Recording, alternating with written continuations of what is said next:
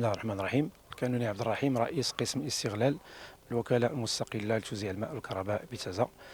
في هذا اليوم سيتم إعطاء انطلاقة تدشين الشطر الأول من مشروع تأمين زويد مدينة تازا بالماء الصالح للشرب.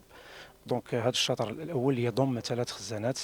الأول خزان تازا العليا بسعة 4000 متر مكعب، الثاني خزان 4000 متر مكعب في الحي الجامعي، وكذلك الخزان الثالث الذي هو عبارة عن مجمع هيدروليكي مائي بسعة تقدر متر مكعب. تبلغ الكلفة الإجمالية للشطر الأول حوالي 49 مليون متر مكعب، تضم كذلك 16 كيلومتر من القنوات يصل قطرها إلى 500 مليمتر.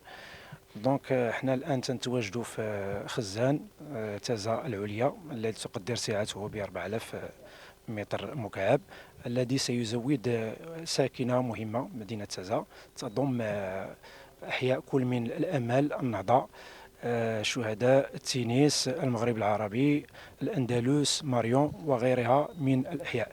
بفضل هذا المشروع سيتم الرفع من طاقة التوزيع، طاقة الاستيعاب، تخزين، وكذلك تحسين من استقلالية التوزيع التي تقدر حاليا بحوالي 15 ساعة، والتي ستصل بفضل إنجاز الشطر الأول من هذا المشروع إلى حوالي 23 ساعة. وشكرا.